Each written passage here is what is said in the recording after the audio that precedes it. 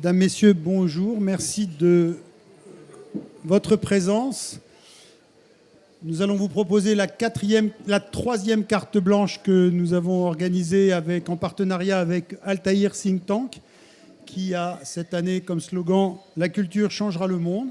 Je remercie Greg Germain d'avoir bien voulu accepter d'être le modérateur de cet échange et bien entendu Madame Poulvard qui a bien voulu se prêter au jeu. Merci Greg, c'est à vous. Merci beaucoup, Monsieur le Président, Raymond Yana. Merci Audrey d'être là. Alors, vous connaissez la règle du jeu. En général, je présente les invités, car tout le monde pense connaître ceux qui sont en général à la tribune, mais finalement, on les connaît peu. Alors, qui est Audrey Pulvar ? Alors, Audrey Pulvar est née à Fort-de-France, en Martinique. Elle est la fille de Marc Pulvar, qui est un des fondateurs et le secrétaire du MIM, le mouvement indépendantiste martiniquais. Elle a fait de très bonnes études. Son père est aussi secrétaire d'une grande centrale syndicale. Sa mère est une femme très connue, d'une très bonne famille en Martinique, ce qui me fait dire à chaque fois qu'Audrey est née avec une cuillère d'argent dans la bouche. Mais elle y répondra tout à l'heure. Alors, je vais faire un bref tracé de sa carrière, puisque c'est ça qui est, je crois, intéressant. Et pour cela, j'ai pris des notes. Alors, Audrey est journaliste, chroniqueuse, animatrice radio, essayiste. Et la carrière, c'est celle-là. D'abord, journaliste à ATV en Martinique. Je l'ai dit, après de très bonnes études. Elle rentre en France. Elle devient journaliste à France 3 à Marseille, puis présentatrice des Victoires du Jazz, journaliste à France 3, présentatrice du mensuel Parlez-moi d'ailleurs. Vous quittez France 3 en 2009 pour rejoindre iTélé pour le 18-20. Puis ensuite, à 20h, vous prenez une émission quotidienne sur France Inter. Vous êtes la directrice des Inrocks en 2013 et aujourd'hui, en 2014, vous animez du lundi au jeudi dans On ne va pas se mentir, une émission, et le 18h politique du dimanche. Alors, ma première question à Audrey, et après nous allons parler de ceux qui nous réunissent aujourd'hui, c'est est-ce que vous n'en faites pas un peu trop ? Bonsoir. Mais en plus, vous n'avez même pas tout dit. Alors, vous voyez, j'en fais encore plus. Non, j'espère que je ne fatigue pas tout le monde avec cette suractivité. Je crois que quand on a la chance de faire le métier dont on a toujours rêvé et de le faire dans de plutôt bonnes conditions, ce serait dommage de s'en priver et ce serait dommage de bouder les opportunités. J'ai toujours rêvé d'être journaliste. J'avais qu'une ambition dans la vie, c'était de devenir une journaliste et si possible une bonne journaliste. Je poursuis cette ambition parce que je ne suis pas encore satisfaite de mon parcours. Et j'ai pu le faire dans différentes rédactions, dans une quinzaine de rédactions, à différents postes. J'ai encore des tas de choses à apprendre dans mon métier, tous les jours. Et j'espère le faire encore longtemps. C'est le seul métier que j'ai envie de faire. C'est un métier que je commence un tout petit peu au bout de 25 ans de carrière à savoir faire, je crois, très modestement. Mais bon, j'ai encore des tas de choses à faire. Et je ne suis pas née avec une cuillère en argent dans la bouche, pas du tout. Non, mon père était effectivement prof de maths au lycée et par ailleurs très engagé politiquement depuis tout jeune et tout au long de sa vie. Il est décédé en 2008. Mais voilà, moi je suis issue d'une famille de la toute petite bourgeoisie antillaise. Ma mère était assistante sociale. Elle a gravi les échelons de ces institutions que sont la sécurité sociale et la caisse d'allocation familiale petit à petit.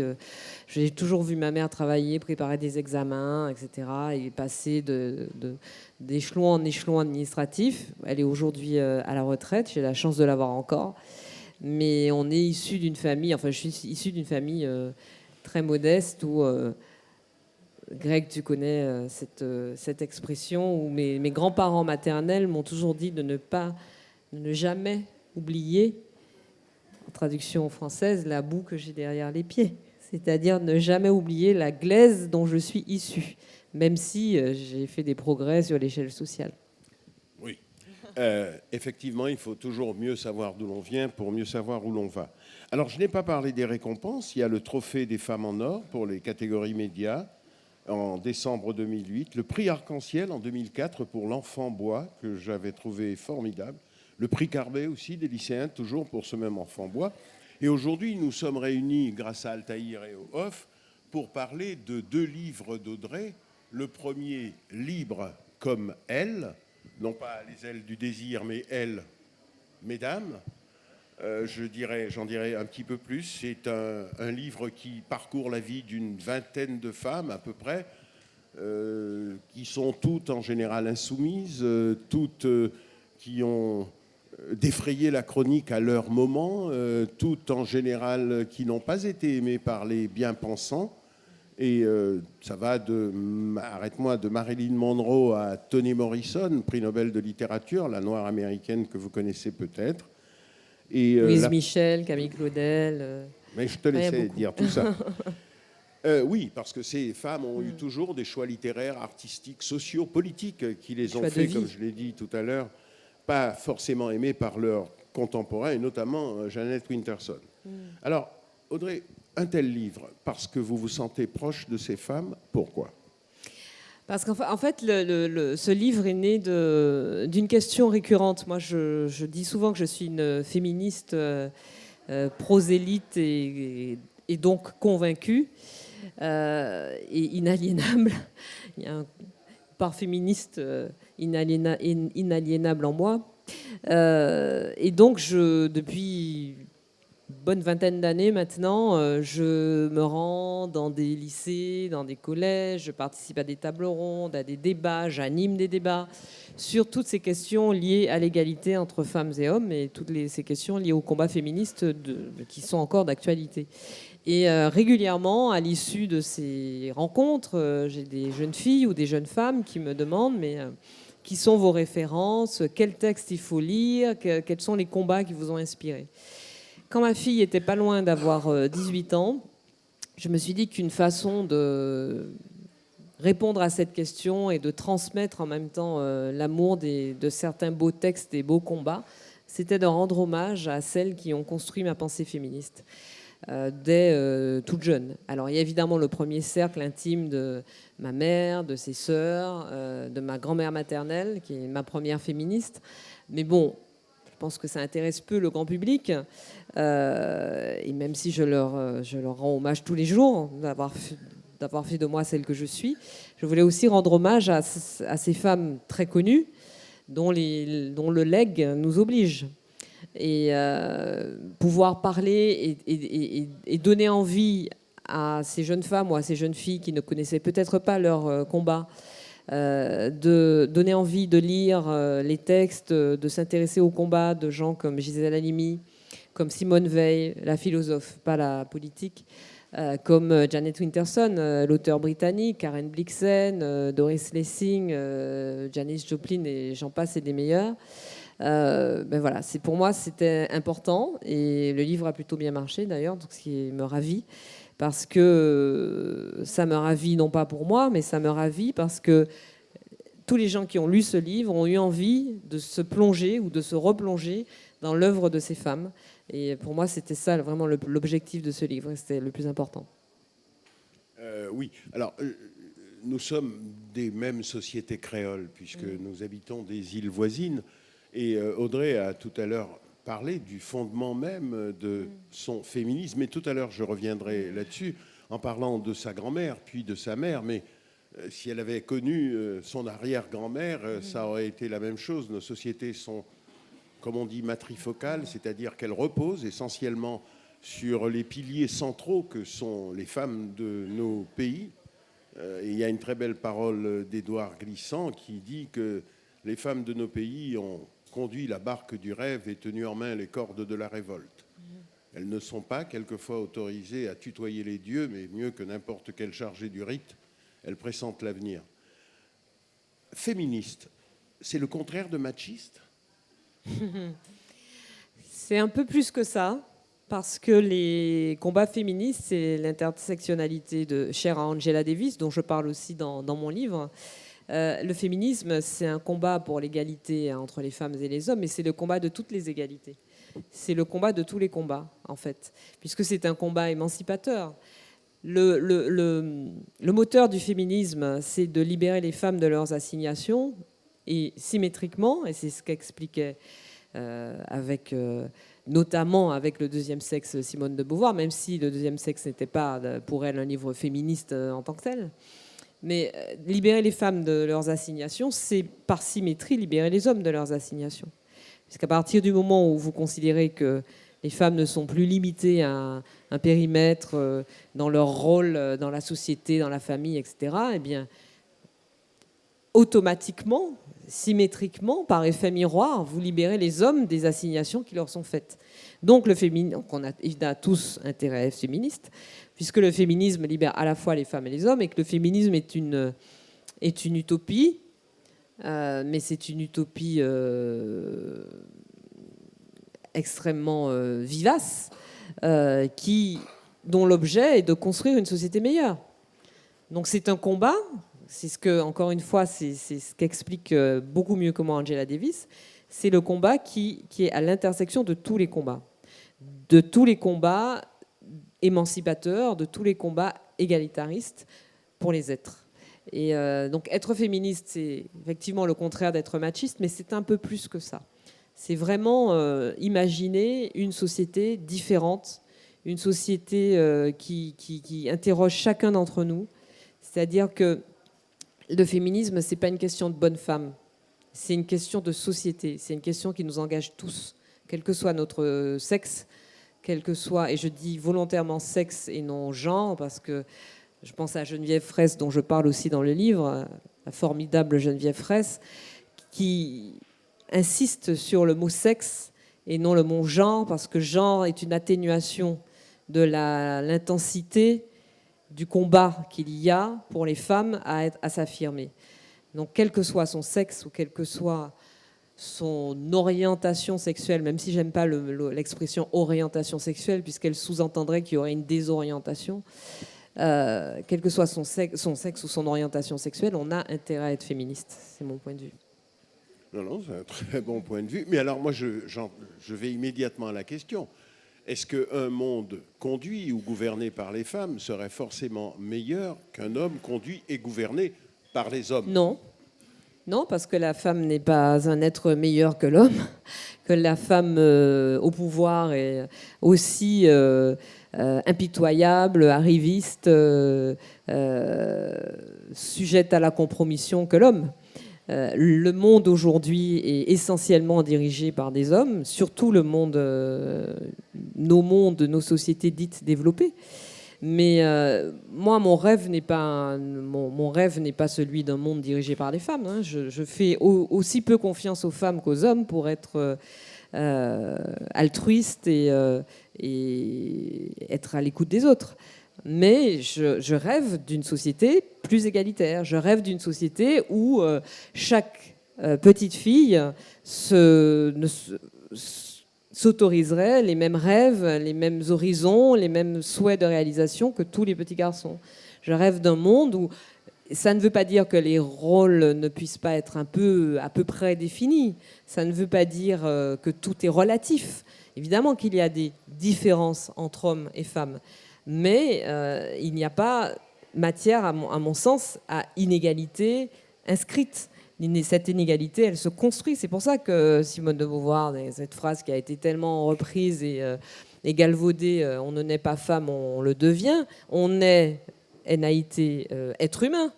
Et c'est ensuite sont ensuite les déterminismes de la société dans laquelle on vit, de l'éducation que l'on reçoit, de l'image qui est projetée des hommes et des femmes, qui font de nous des êtres sexués. Donc moi, j'espère qu'à très long terme, je ne le verrai probablement pas de mon vivant, nos sociétés seront plus égalitaires, parce qu'on a tort de penser qu'aujourd'hui, les combats féministes seraient des combats d'arrière-garde, donc seraient des combats derrière nous. C'est faux. Il suffit de regarder comment fonctionne la société.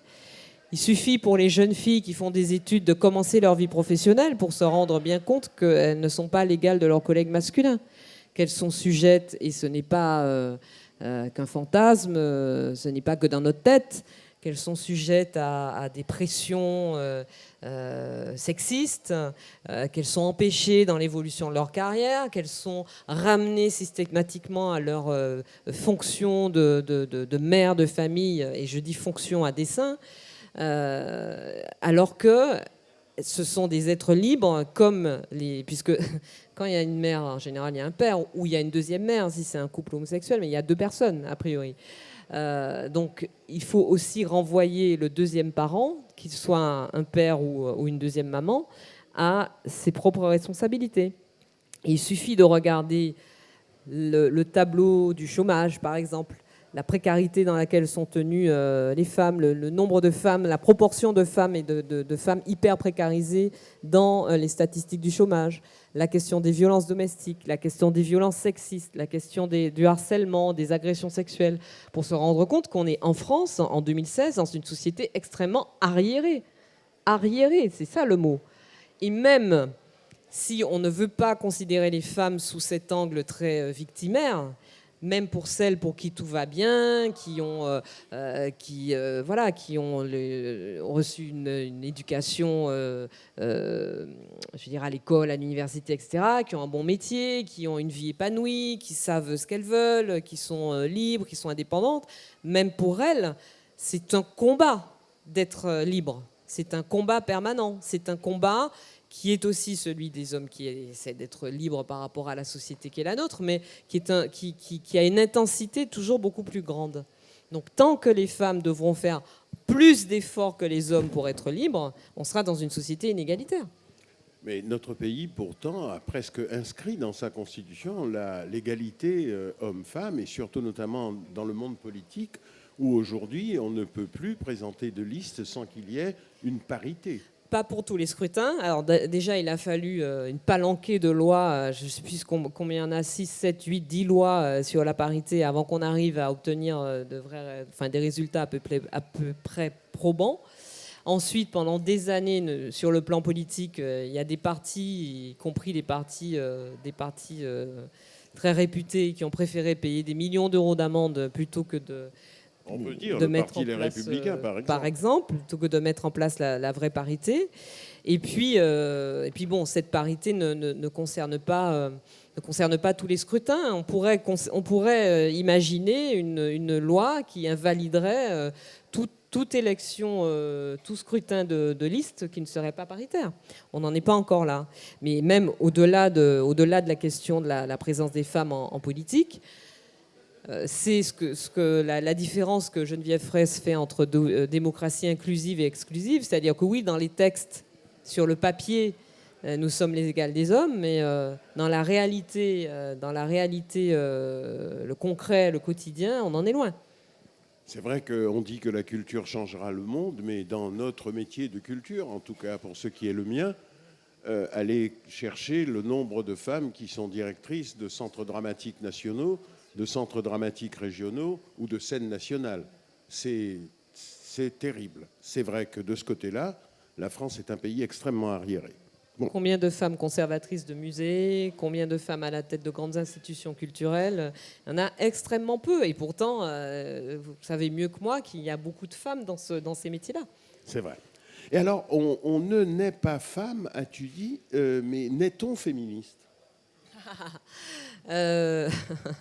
Non plus, évidemment, mais je souris parce que moi, justement, à propos du féminisme, je dis souvent que je suis tombée dedans quand j'étais petite, puisque je suis née vraiment, non seulement je suis née au tout début des années 70, à un moment où ces combats-là étaient vraiment en pointe, et je parlais tout à l'heure d'intersectionnalité, c'est les combats féministes qui rejoignaient les combats d'émancipation des peuples, qui rejoignaient les combats des non-alignés, les luttes de décolonisation. Enfin, c'était tout un magma.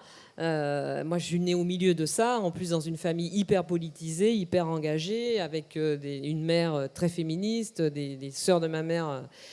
Beaucoup de tantes hyper féministes, etc. Donc ouais, je suis tombée dedans quand j'étais petite, mais non, on ne naît pas féministe, on le devient. Et, deux dernières questions sur ce livre, et après, mesdames et messieurs, vous pourrez poser les questions que vous voulez à Madame Pulvar, chère Audrey. Je t'ai déjà demandé pourquoi ce titre Libre comme elle. Je crois que je l'ai dit. Mais de laquelle de ces femmes que tu décris, entre Monroe, Toni Morrison, Janet Winterson, Angela Davis, j'en oublie. Nina Simone, Camille Claudel, Janis Joplin. Ouais. De laquelle tu te Karen sentirais Blixen. la plus proche? En fait, de toutes, elles m'ont toutes en partie construite, aidée et m'aident encore aujourd'hui. Barbara aussi est très, très présente dans ce livre. La question m'a déjà été posée. En général, ce que je réponds, c'est que la clé de voûte, parce que je fais le portrait de 21 femmes. Alors, je précise, j'aurais dû le dire avant, qu'il ne s'agit pas pour moi de faire une anthologie du féminisme, parce que souvent, dans les séances de signature, par exemple, les gens me disent « Oui, mais il n'y a pas une telle, mais il n'y a pas une telle. Il n'y a pas George Sand, il n'y a pas Sagan, il n'y a pas... » Voilà. Non, parce que ce n'est pas une anthologie du féminisme, c'est la transmission d'un moment de ma vie, qui est le moment où je construisais ma vie d'être libre, c'est-à-dire toute mon adolescence et ma vie de jeune adulte, où j'ai puisé... à la force, à la source, aux mots MOTS et aux mots MAUX de ces femmes, l'architecture de ma pensée féministe. Donc c'est mon panthéon personnel, on va dire. Mais il y en a, même dans mon panthéon, il y en a plus que 21, mais ce sont les 21 que j'emmènerai sur une île déserte. Je pense à Isadora Duncan, par exemple, qui est aussi présente dans le livre. Alors, quand on me pose cette question, j'ai dit que pour moi, c'est très compliqué de choisir entre Nina Simone, Barbara, Toni Morrison et toutes celles que Maria Alekina des Pussy Riot, toutes celles que je vous ai déjà citées. Mais il y a peut-être une clé de voûte, c'est Doris Lessing.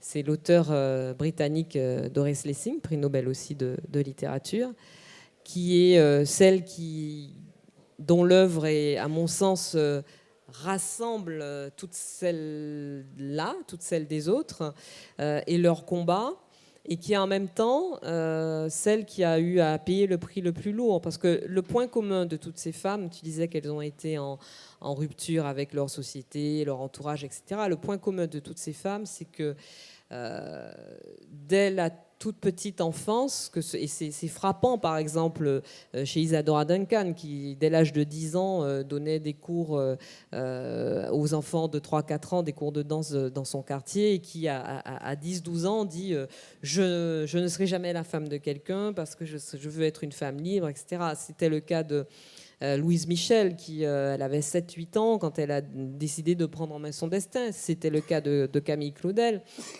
Beaucoup d'entre elles ont ce trait commun d'avoir très tôt senti l'appel de la liberté d'être soi, de la liberté de prendre en main son destin. Et c'est ça leur point commun, outre leur solitude. Leur point commun, c'est que ce sont des femmes qui ont décidé, pour la plupart très jeunes, de prendre en main leur destin, de forger leur propre destin, d'être libres, de prendre en main la liberté d'être soi, y compris si c'était à rebours de leur époque, de leur famille, de leur éducation, etc. Et le problème, c'est que ça a un coût. La liberté n'a pas de prix, mais elle a un coût. Et le coût, justement, qu'elles ont eu à payer, c'est de s'isoler de beaucoup de leur entourage, de leur époque, d'être des incomprises jusqu'à la fin de leur jour, et donc d'être seules,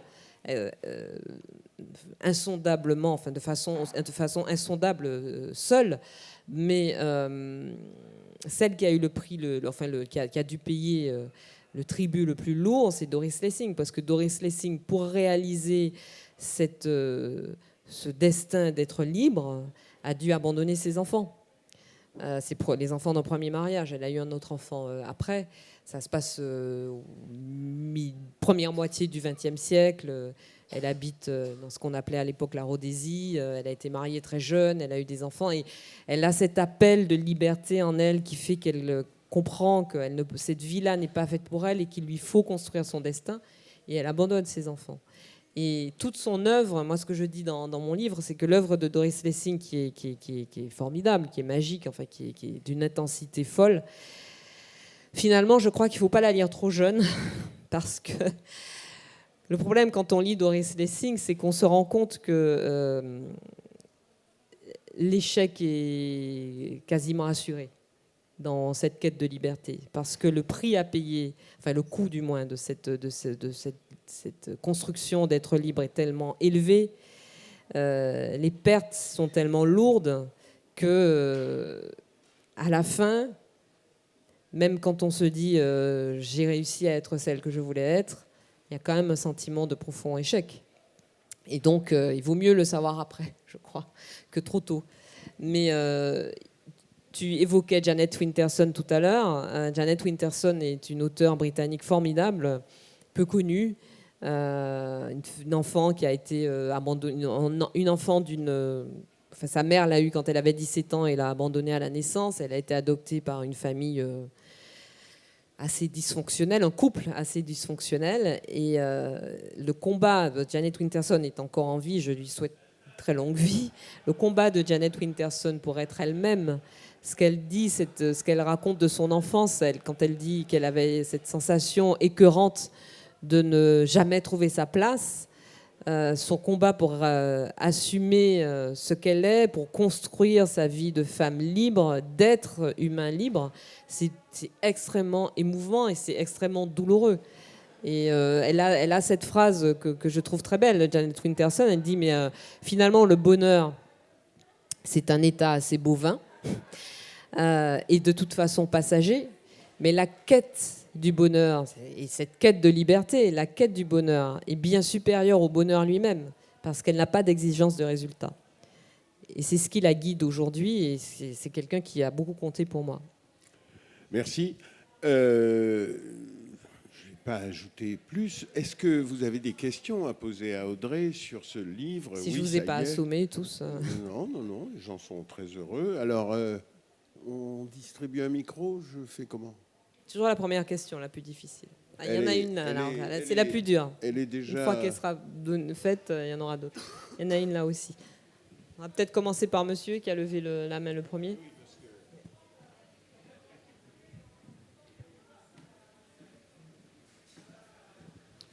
Audrey Pulver, bonjour. Bonjour. Bon, tout d'abord, en introduction d'une double question. Je suis certainement, comme beaucoup de personnes ici présentes, je vous connais essentiellement à travers les l'ouïe et le regard et l'entendement à travers ce regard et à travers cette petite lucarne qui s'appelle la télévision. Vous êtes heureusement, je pense, ou malheureusement, l'une des très rares, je pense, journalistes encore en fonction.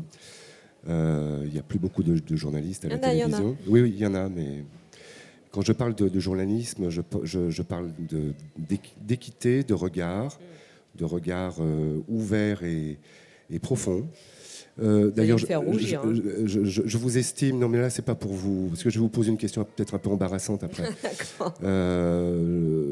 D'ailleurs, je vous estime comme étant une humaniste. Et merci de ne pas vous identifier comme tel, parce que beaucoup de gens qui sont passés à votre place ici se sont identifiés comme humanistes. Mais je pense que vous avez cette faculté qui est peut-être justement de l'ordre de la femme, de pouvoir aller au-delà des cadres. Voilà. Alors, ça veut dire que je pense que votre pensée, parce que la femme, c'est aussi une dimension d'émotion. Enfin, bon, ça, on ne va pas être d'accord. Hein. Non, mais d'émotion. L'homme est tout à fait capable d'émotion. Le mot n'est pas juste. L'homme est une femme comme une autre. Non, alors, excusez-moi, le mot n'est pas juste. Je parle plutôt, et c'est aussi valable pour l'homme, l'intuition. On parle d'intuition féminine au sens comme ça premier.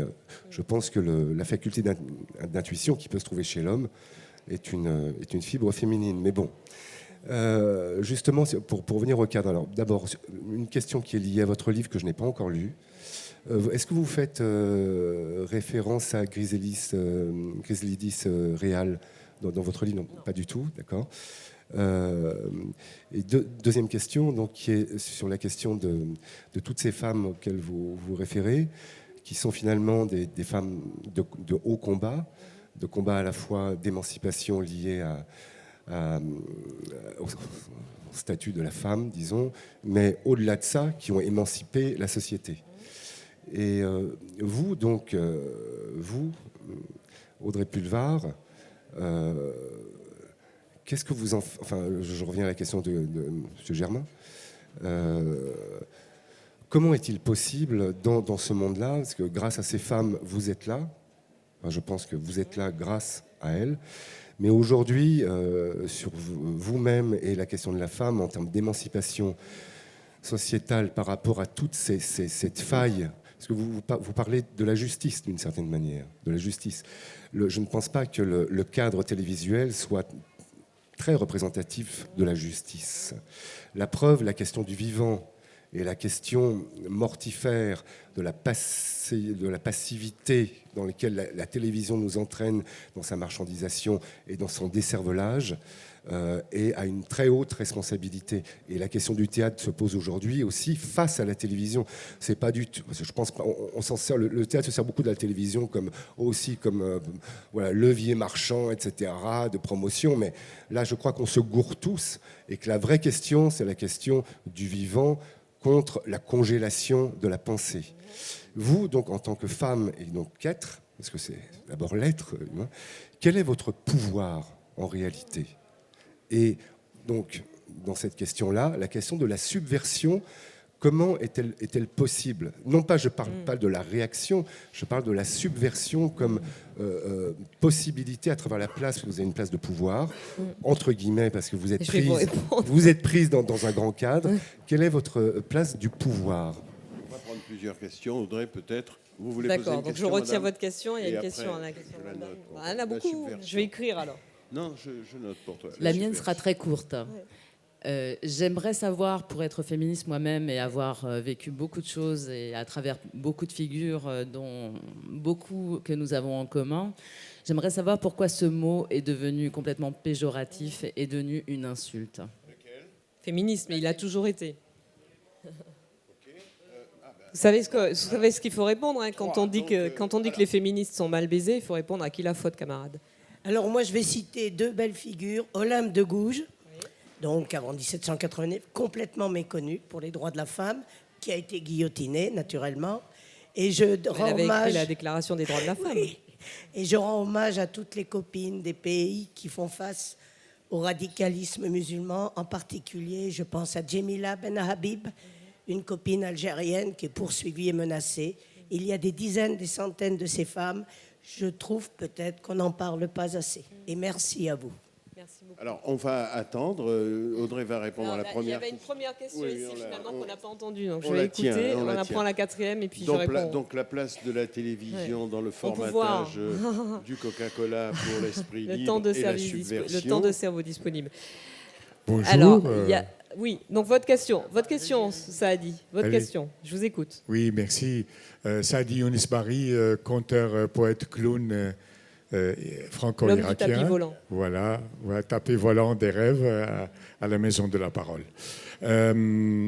J'aimerais beaucoup, je n'ai pas lu votre livre, mais j'aimerais que des femmes comme vous prennent le pouvoir. Merci. Parce qu'on a besoin de femmes poètes, vraiment, qui défendent les vraies causes de l'humanité. C'est pas moi la poétesse, ce sont les femmes dont je parle. Merci. Et vraiment, parce que le problème que je vous pose maintenant, je vois que les politiciens en France ne jouent pas vraiment leur rôle réel pour donner à la femme, pas donner, il n'y a pas de donner. La femme, elle a ce droit inné d'être vraiment, qu'elle dirige la société, qu'elle parle, qu'elle soit là. C'est le centre de l'univers, la femme, pour moi. Et sans la femme, il n'y a pas d'univers, il n'y a pas d'humanité. Mais pendant que vous dites ça, il y a quelqu'un qui arrive avec l'origine du monde. Oui, là. pas de problème.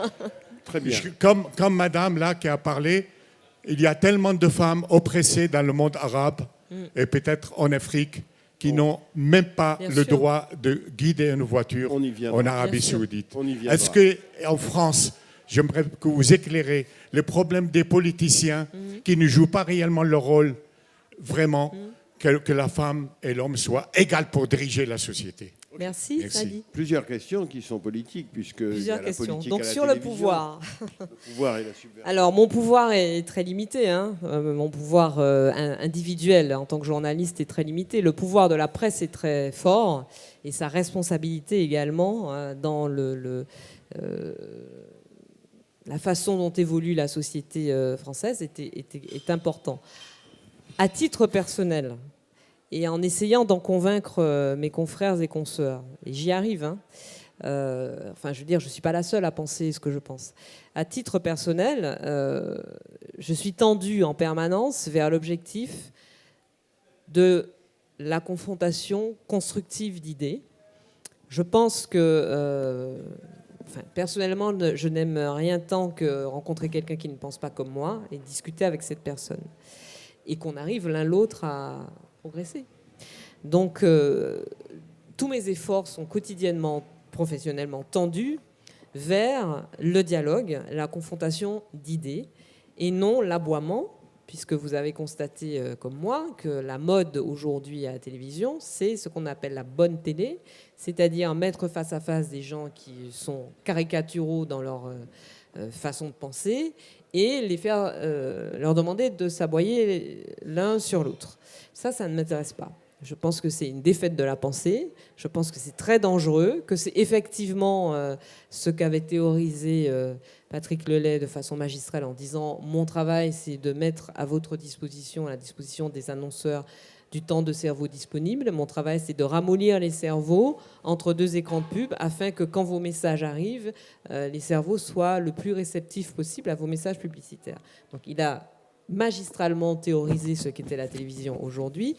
Je fais partie de ceux, même si nous sommes les derniers des Mohicans, à penser qu'on peut, pas seulement à la télévision, à la radio, dans la presse, proposer autre chose. Et c'est marrant parce qu'on en discutait, j'en discutais avec les responsables du Off juste avant de venir, là, quelques minutes avant. Ils me disaient, mais c'est fou, hein, le succès encore d'Avignon, de tous ces festivals, etc.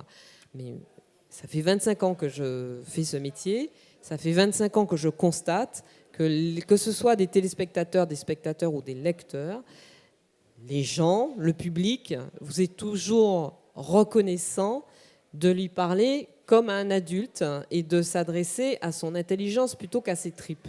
Et moi, mon combat, c'est de faire en sorte que dans mon métier, on s'adresse non pas aux tripes de ceux qui nous regardent, qui nous écoutent ou qui nous lisent, mais à leur intelligence et en considérant qu'ils ont cette intelligence. Moi, je n'ai jamais pensé que le public, les gens sont cons, donc il faut leur donner ce qu'ils ont envie de voir, envie d'entendre et se contenter de ça. Non, ils vous savent toujours gré de les considérer comme des êtres pensants et des êtres adultes.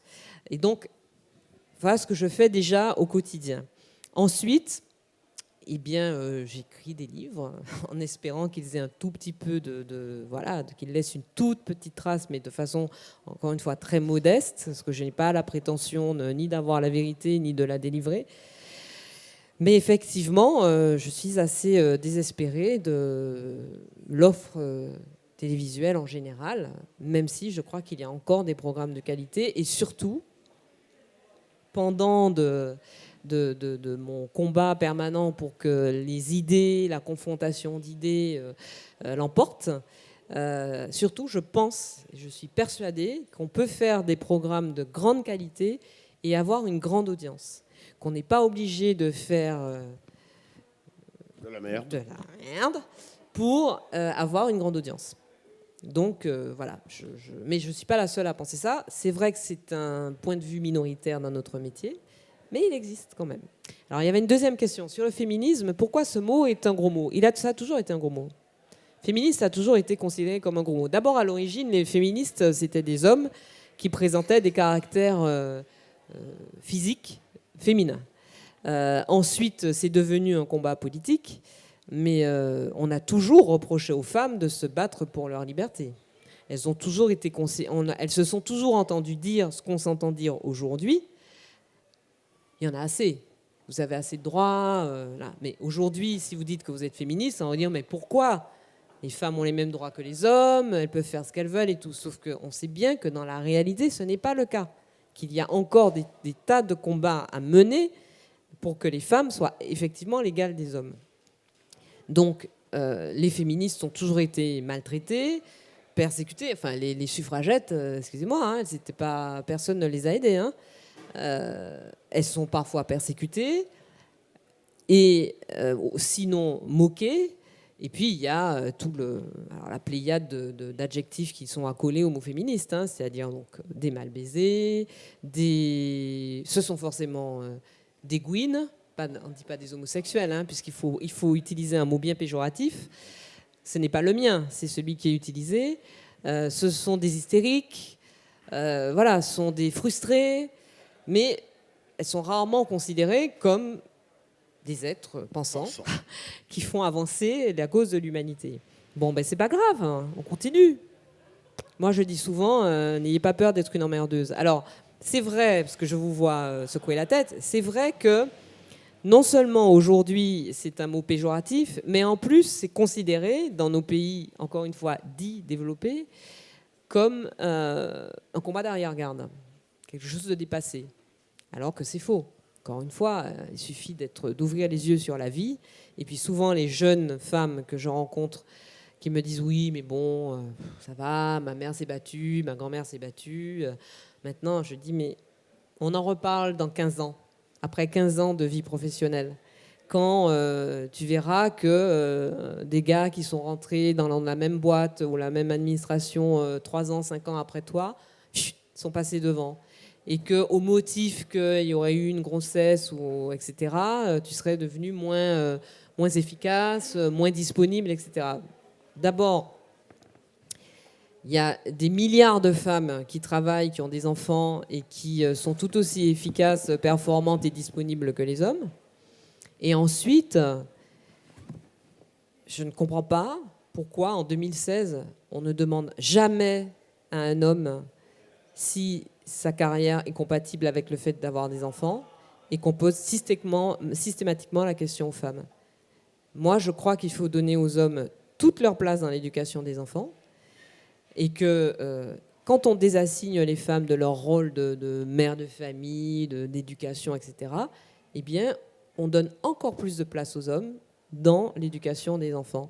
Et il ne s'agit pas de partage de tâches domestiques, etc. Il s'agit de considérer qu'un enfant qui est né de 2 parents, donc ça peut être 2 hommes, ça peut être 2 femmes, ça peut être un homme et une femme, eh bien, justement, a 2 parents. Donc, il faut donner à chacun des parents toute la place qu'il mérite dans son rôle éducatif. Et ça ne veut pas dire seulement lui apprendre à se tenir à table, à réciter ses tables de multiplication ou à dire bonjour, au revoir et merci. Ça veut dire aussi prendre du temps sur son temps professionnel pour aller le chercher à l'école, pour s'en occuper le soir, etc. Je me permets de t'interrompre Oui. pour photographier l'origine du monde. Oui, alors l'origine du monde se balade depuis tout à l'heure, mais je suis une demoiselle, n'hésitez pas à intervenir dans le débat. Hein. Je pense qu'elle représente Et alors, simplement... sur la question de Saadi, et la remarque, oui, il y avait une question ici sur le... Mais enfin, c'était un peu la même, sur le combat des femmes, effectivement, victimes du radicalisme, non seulement dans l'islam, mais en général des religions. Hein. Enfin, c'est... Au début de mon livre, Libre comme elle, je reprends la prière punk des Pussy Riot dans la cathédrale Saint-Sauveur de Moscou, qui disent « Vierge Marie, deviens féministe, deviens féministe, deviens féministe ». Parce que c'est vrai que ça nous donnerait un sacré coup de main si la Vierge Marie et toutes les incarnations religieuses étaient un peu plus féministes. Toutes les religions sont les ennemis des femmes. Toutes les religions. Alors, singulièrement, effectivement, et on en parle beaucoup en ce moment, une religion qui veut faire à moitié disparaître les femmes. Mais vous savez, les extrémistes, certains extrémistes orthodoxes juifs, comme certains catholiques qu'on a vus marcher dans les rues au moment de la manif pour tous contre le mariage pour tous, n'ont rien à envier à ceux qui veulent faire disparaître les femmes sous un voile. Hein. Donc je crois que toutes les religions sont les ennemis des femmes. Et je respecte la foi religieuse, je respecte la foi de ceux qui l'ont, parce que moi je suis athée, mais respecter la foi des autres, ça n'est pas forcément renoncer à nos valeurs, qui sont des valeurs d'une république laïque, et qui, je pense, et donc je réponds à la question, à la remarque de Saadi, méritent d'être défendues, et à mon sens ne le sont pas assez par nos responsables politiques, de toute couleur politique d'ailleurs. Défendre les valeurs de la République, ce n'est pas forcément fermer la République face aux autres, ce n'est pas un gros mot, ce n'est pas faire le jeu des extrêmes. Au contraire, c'est récupérer des symboles, des valeurs qui sont les nôtres et que nous avons laissées aux extrémistes. alors qu'elles méritent d'être défendues. Et je pense, au niveau de notre pays, quand des gens qui ont la possibilité de parler parlent, moi je me déplace souvent dans ce qu'on appelle les quartiers, et j'ai des femmes qui me disent « mais vous pouvez dire les choses, dites-les pour nous ». Moi, mais pas que moi, toutes les femmes qui ont la possibilité de parler, toutes les femmes qui sont, même si c'est pesant parfois, parce qu'on a envie juste de vivre sa vie, toutes les femmes qui sont à des postes d'encadrement, des postes de direction, qui ont de la visibilité, ont une valeur d'exemple pour toutes celles qui ne peuvent pas parler. Et il faut qu'elles se rendent compte, ces femmes-là, que non seulement elles sont un exemple pour celles qui ne peuvent pas parler, mais elles sont aussi un exemple pour celles qui sont en train de se construire et qui se projettent dans leur image. Donc c'est pesant, mais c'est important. Et par ailleurs, la France a une valeur d'exemplarité.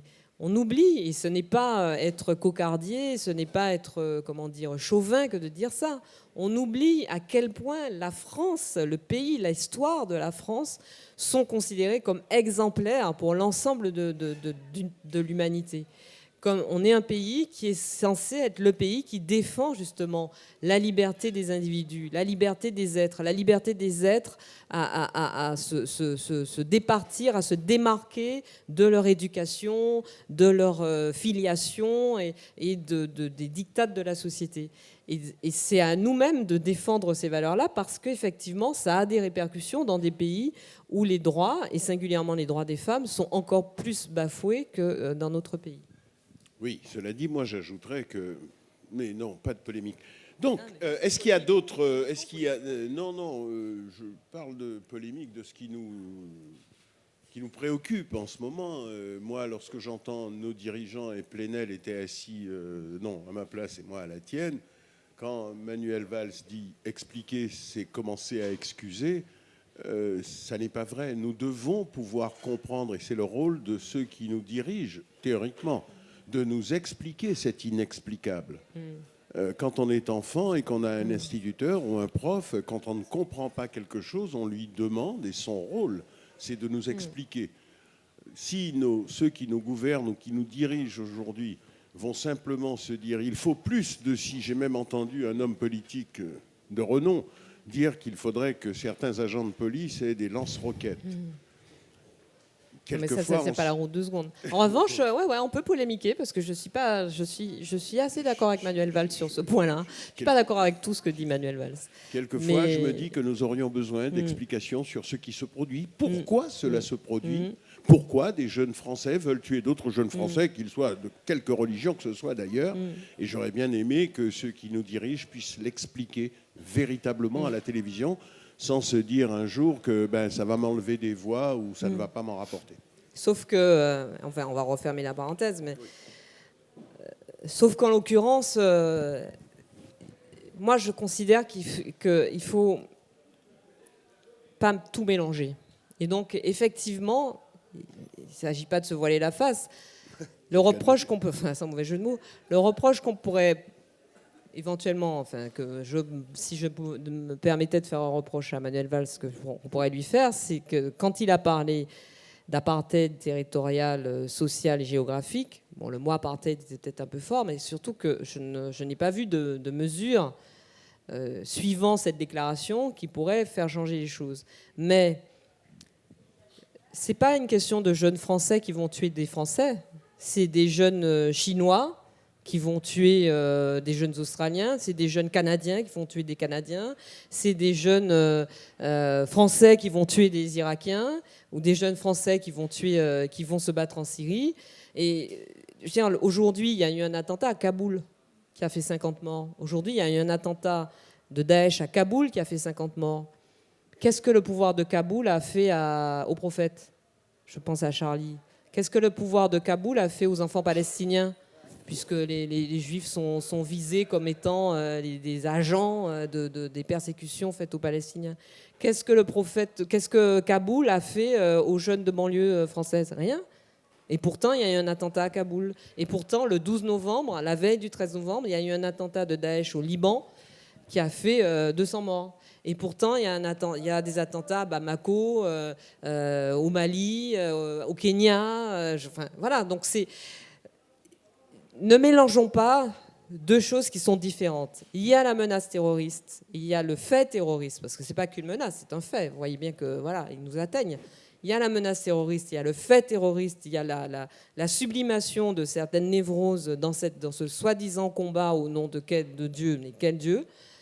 Et puis il y a les problèmes, effectivement, d'une grande partie de la jeunesse française, et pas que la jeunesse d'ailleurs, parce que c'est aussi des trentenaires, voilà, qui se sent exclu, qui se sent victime de discrimination, voilà, il y a tous ces problèmes-là, ils existent.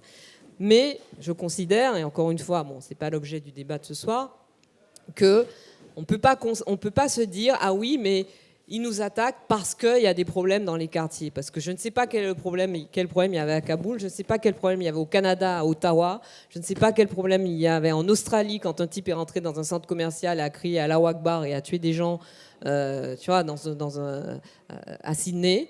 Et encore une fois, je ne sache pas que le Hezbollah libanais soit un soutien de l'État d'Israël ou soit désagréable à l'égard du prophète. Et pourtant, il y a eu un attentat dans un fief du Hezbollah qui a tué 200 personnes. Donc voilà, moi je crois qu'on ne peut pas tout mélanger. Alors, ben voilà, donc ces questions, une première... oui, monsieur ? Oui, monsieur. Et puis, parce que nous devons parler d'un autre livre et il nous restera très peu de temps. D'accord. Il y a les religions et puis aussi le néopaganisme dont on risque d'entendre parler avec la montée de l'extrême droite. Dans le dernier numéro du mensuel Éléments, par exemple, qui est maintenant dans les kiosques, on va jusqu'à parler de tentations génocidaires contre les hommes de la part de certaines féministes et certaines femmes se prête au jeu, comme Elisabeth Lévy qui en ajoute dans ses provocations. Évidemment, les références philosophiques de Éléments ne vont pas vers les cyniques grecs, parce qu'il y avait Hipparchia, qui était la seule penseur de l'Antiquité dont on ait retenu le nom. Et puis alors, je voulais citer Avignon. Vous savez, dans la pièce qui se joue au Jardin Sécano, le 7e épisode portait sur la cité des papesses et il disait que dans les 70 ans qui ont précédé, il y avait eu des metteurs en scène comme Nouchkine, mais pas d'autrice à la cité des papes. Et alors, il prévoyait 70 ans à venir avec, non pas 70 femmes, il y en avait dans les noms étaient cités plusieurs fois, Péribouquet, Sixous, etc. Mais c'était amusant cet épisode. Voilà. Bah, je crois pas qu'aucune féministe ait d'intention génocidaire à l'égard des hommes, parce qu'on serait bien emmerdé si les hommes n'étaient plus là. Voilà quoi, c'est tout ce qui est excessif est insignifiant. Mais soyons attentifs à l'usage des mots et à leur sens, notamment du mot génocide. Utiliser le mot génocide à tort et à travers, comparer ce qui n'est pas comparable, c'est, à mon sens, faire insulte à tous les morts, justement liés à ces génocides. C'est faire insulte aux morts du génocide rwandais, c'est faire insulte aux morts du génocide arménien, c'est évidemment faire insulte aux morts du génocide des Juifs pendant la Seconde Guerre mondiale. Les mots ont un sens. Comme quand on parle de tsunami, par exemple, moi, j'ai toujours ce petit pincement au cœur quand j'entends des gens parler à tort et à travers de tsunami de vote, tsunami de ci. Je veux juste rappeler que le tsunami en Asie du Sud-Est en 2004 a fait près de 300 000 morts. Donc il faut qu'on fasse attention. En plus, nous avons la chance immense d'avoir une langue extrêmement riche qui a des mots idoines pour décrire chaque situation. Il suffit juste de faire un tout petit effort intellectuel, et puis en plus, comme le cerveau est un muscle, plus on lui fait faire d'efforts, plus il produit de mots et de bonnes pensées. Faisons l'effort de nommer les choses correctement, parce que il y a 2 jours, j'entendais des gens discuter en disant oui, mais Erdogan, Recep Tayyip Erdogan, c'est le nouvel Hitler. Bon, j'ai aucune sympathie pour Recep Tayyip Erdogan et je pense qu'il est en train de faire en Turquie, de commettre en Turquie des actes extrêmement graves, extrêmement répréhensibles. Mais je ne pense pas qu'on puisse le comparer à Hitler pour autant. Donc voilà, ce qu'il fait déjà assez grave comme ça, pas la peine d'en rajouter dans des comparaisons qui n'ont pas lieu d'être. Alors, on m'a fait passer un petit mot, il nous reste 25 minutes, mais parce qu'on doit Oui, parler du livre. Il y a eu très bavarde, comme... C'est pour ça que ces messieurs, dames sont là, et j'imagine qu'ils sont contents, sinon ils partiraient. Il n'y a pas que Libre comme elle, qui est un livre écrit sur les femmes qui sont la géographie intime d'Audrey. Il y a aussi les hommes. Donc, il faut qu'on en parle un petit peu. Allez-y, monsieur, posez votre question. Il faut un micro pour monsieur. Oui, bonsoir Madame Poulvard. J'ai une simple petite question. Qu'est-ce que vous pensez des Femen? Je soutiens les Femen à 2000%. Je sais que certaines féministes considèrent qu'elles se trompent de combat, mais moi je crois qu'elles ont tout compris. Écoutez, les Femen disent deux choses qui, à mon sens, sont... Enfin, trois, qui, à mon sens, sont extrêmement importantes.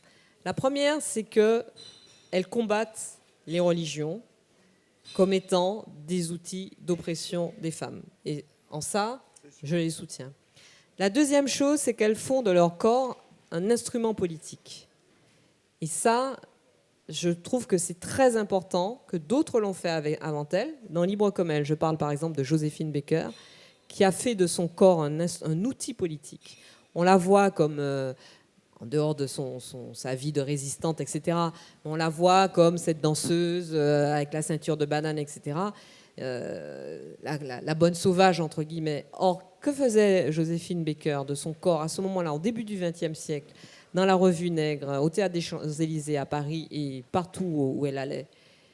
C'est qu'elle mettait l'homme et la femme blanche qui étaient dans l'assistance face à leur sale petit tas de secrets. Qui était l'animal? Elle, sur scène, ou ceux et celles qui se repaissaient de son spectacle?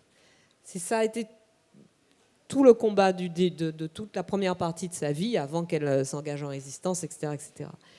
Et les Femen font la même chose. Ce qui est scandaleux, c'est pas que les Femen montrent leurs seins, y compris dans une église. C'est que pour n'importe quel prétexte, et de façon totalement gratuite, le corps des femmes soit montré. Dans la publicité, dans le cinéma, dans les clips, etc., etc. Je n'ai rien contre la nudité des hommes ou des femmes, mais il faut qu'elle ait un sens. Or, les Femen se réapproprient leur corps et en font un outil politique plutôt qu'un outil mercantile et commercial. Il faut renverser la perspective. Ce que font les Femen, c'est ce que fait par exemple l'artiste McCarthy avec l'artiste contemporain McCarthy avec ses réalisations. Il fait scandale à chaque fois. Il y a eu The Tree, cet arbre qui a été dégonflé place de la Concorde, place de Vendôme à Paris. McCarthy fait ce travail-là. Il a aussi fait beaucoup de grandes installations dans lesquelles il mettait en scène la pédophilie. Qu'est-ce qui est scandaleux? C'est le fait qu'il le montre ou c'est le fait que ça existe? Qu'est-ce qui est scandaleux? C'est que les Femen montrent leurs seins pour dénoncer l'oppression dont sont l'objet les femmes, ou c'est l'utilisation du corps des femmes à tort et à travers de façon mercantile et son objetisation, le fait d'en faire un objet.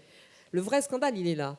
Donc, quand on aura cessé d'objetiser de façon massive le corps des femmes dans nos sociétés modernes, le combat des Femen sera peut-être dépassé. Mais pour l'instant, je le trouve d'actualité. Et puis, troisième chose, ce en quoi je les soutiens aussi, c'est qu'elles ont tout compris de la communication moderne. Elles retournent elles retournent le système, entre guillemets, contre lui-même. Et elles auraient tort de s'en priver. Si les Femen avaient des petites robes bateaux avec des cols Claudine, je pense que peu de personnes s'intéresseraient à leur action.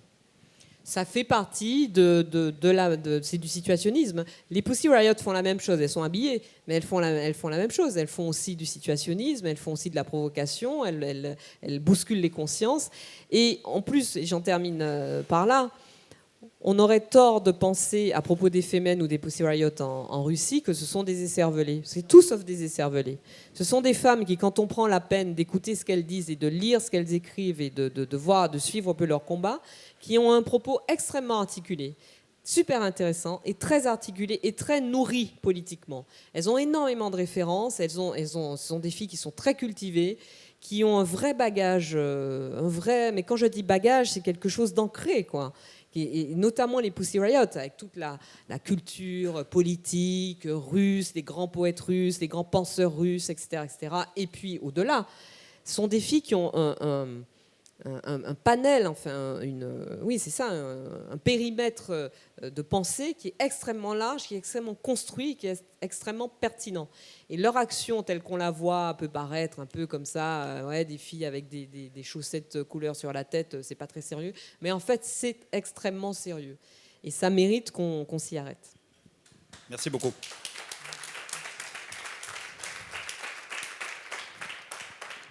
Alors, on va passer à l'autre. Audrey a écrit un livre sur les hommes.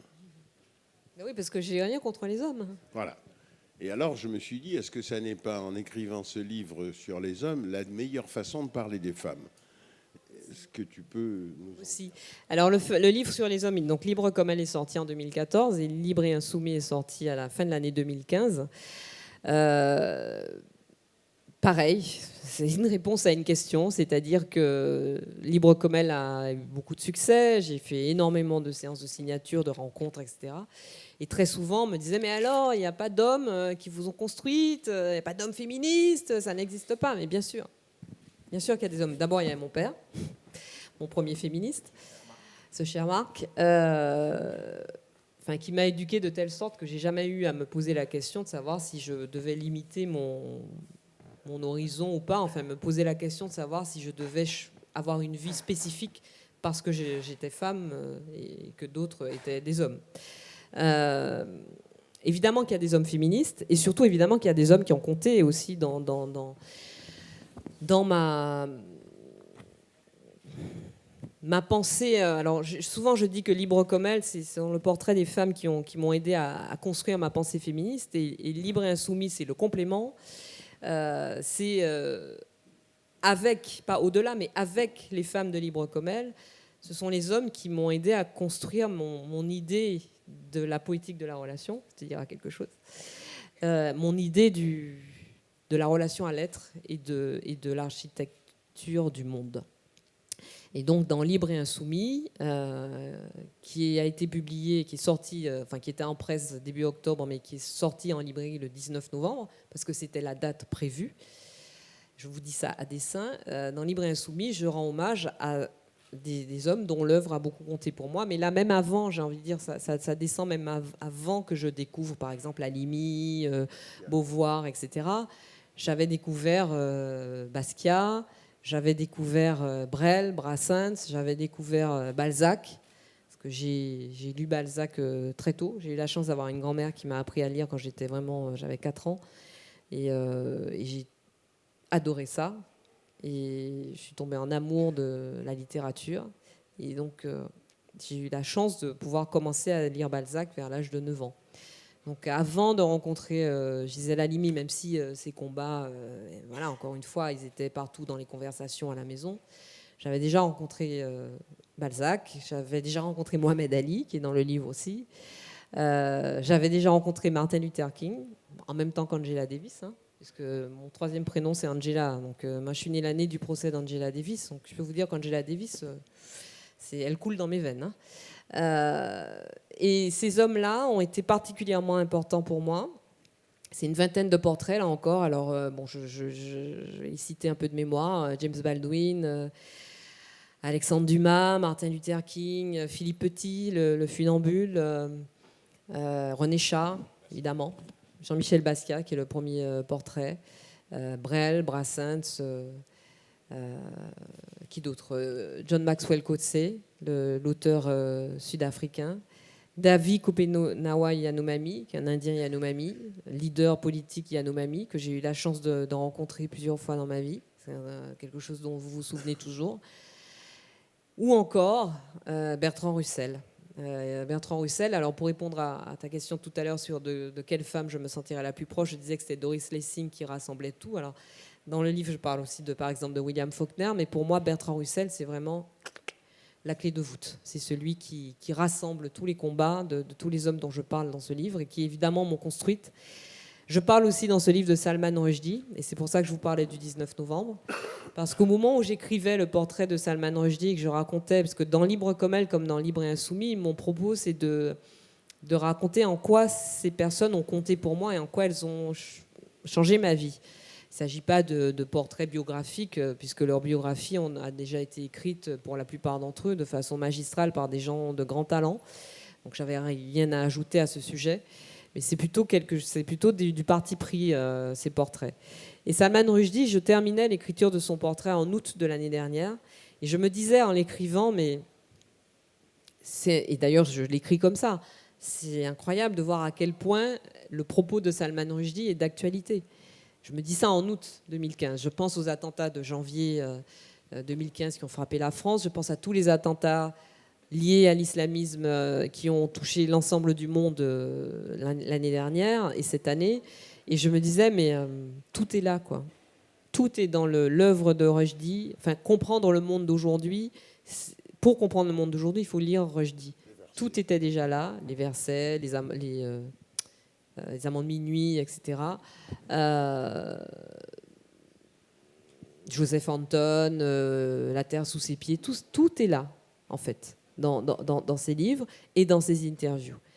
Et je termine le portrait au mois d'août, on termine le livre, on fait les relectures, flashage, etc., imprimerie. Le livre est prêt mi-octobre.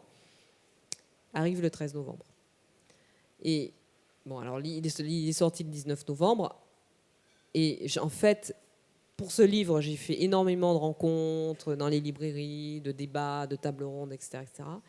Et quand je parlais du livre, du contenu du livre, systématiquement, il y avait quelqu'un ou 2 ou 3 personnes dans l'assistance qui me disaient, mais c'est en fait ces gens dont vous nous parlez, donc que ce soit René Char, que ce soit Rushdie, que ce soit Bertrand Russell, que ce soit Balzac, que ce soit Dumas, que ce soit William Faulkner, ils nous parlent de l'endroit où ils sont, au Chamoiseau, et dans le livre également, du monde tel qu'il est aujourd'hui. Et c'est vraiment ça, quoi. C'est-à-dire que ce que je parlais tout à l'heure du legs de ces femmes qui nous obligent, le legs de ces hommes nous oblige. Pour répondre à votre question tout à l'heure, votre remarque à propos du fait qu'elles ont transformé la société. Pourquoi Libre et Insoumis ? On m'a souvent fait la remarque, mais Libre et Insoumis, c'est un peu la même chose. Pas tout à fait. Parce que c'était des hommes libres qui, comme ces femmes de Libre comme elles, se sont battus pour construire leur vie d'être libres, pour prendre en main leur destin. Et ce faisant, non seulement ils ont interrogé leur époque, mais ils ont construit la suivante. Et c'est en ça que ce sont des insoumis. Parce qu'ils ne se sont pas contentés, et quand je dis contentés, je mets des guillemets, parce que le combat personnel pour être soi, pour la liberté d'être soi, c'est un combat qui est déjà très difficile en lui-même. Mais non seulement ils ont mené ce combat pour la liberté d'être soi, mais en plus, ils ont bousculé la société dans laquelle ils vivaient, mais en plus, ils ont construit la suivante. Et ils nous l'ont léguée. À nous d'en faire mieux que ce que nous en faisons aujourd'hui. Alors, on va prendre quelques questions, si vous le voulez bien.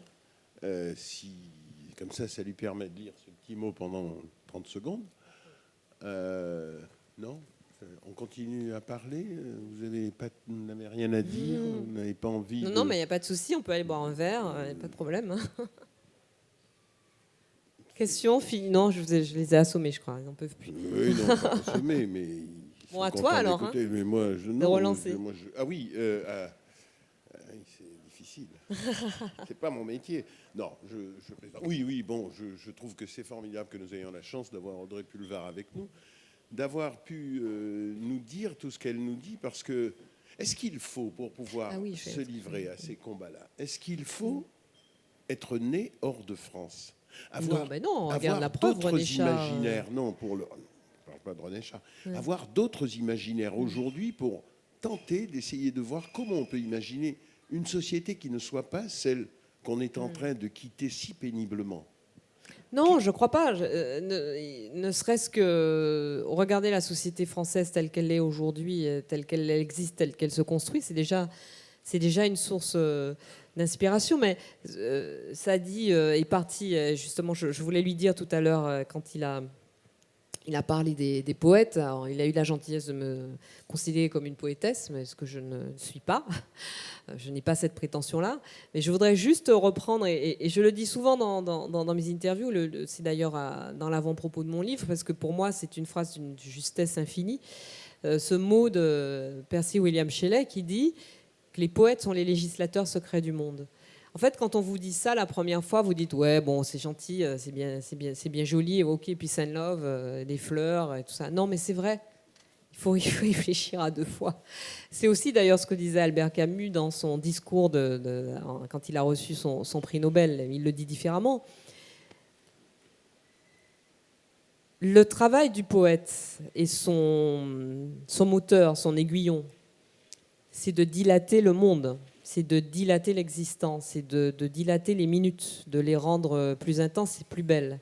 C'est de chercher dans chaque instant, dans chaque rencontre, dans chaque être vivant, que ce soit un être humain ou un être vivant, chaque animal, chaque plante, etc., dans chaque manifestation de la beauté de la vie, la beauté du monde, donc de chercher dans cela la possibilité d'améliorer l'existant. C'est ce que font les poètes. Et donc, je suis profondément persuadée que les poètes sont les législateurs secrets du monde, parce qu'à la fin, at the end of the day, comme disent les Américains, c'est leur quête de beauté qui nous guide. La culture changera le monde, c'est ça. C'est-à-dire que Césaire, Aimé Césaire, que tu connais mieux que moi, et que tu aimes autant, sinon plus que moi, dit que la culture, c'est ce qui nous permet de supporter l'existence. C'est la force de regarder demain. C'est ce qui nous permet de supporter notre condition d'être humain. Et c'est ce que font les poètes. Ils nous aident. Les poètes, c'est les poètes au sens premier du terme, mais c'est les dramaturges, c'est les auteurs, c'est tous ceux qui savent contempler le monde tel qu'il est et tel qu'il devrait être. Et donc, puisqu'il parlait de la différence entre poètes et hommes et femmes politiques, je crois que les poètes sont de bien meilleurs politiques que les hommes et femmes politiques. Parce qu'en plus, ils n'ont pas le même agenda. Et c'est la phrase de Char qui est très connue, il n'y a pas une place pour la beauté, toute la place est pour la beauté. Si vous avez lu Hypnose, c'est la fin des cahiers. La fin des cahiers d'hypnose. Voilà. Et René Char. Bon, alors, donc, Libre comme elle et Libre et Insoumis, qui sont d'Audrey Pulvar, qui sont les mêmes livres... Aux éditions La Martinière. Aux éditions La Martinière. Précipitez-vous pour aller acheter ça. Merci, mesdames et messieurs. Merci beaucoup. Merci à tous. Bon festival. Merci beaucoup.